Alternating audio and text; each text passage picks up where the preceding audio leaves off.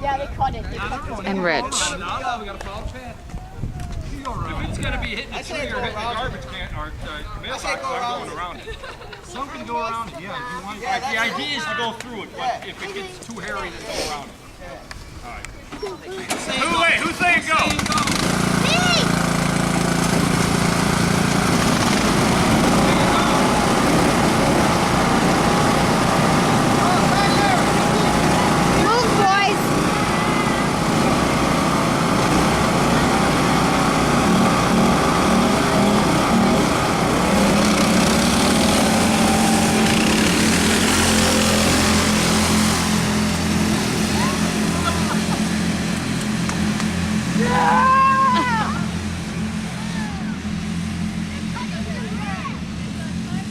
It is a tight race.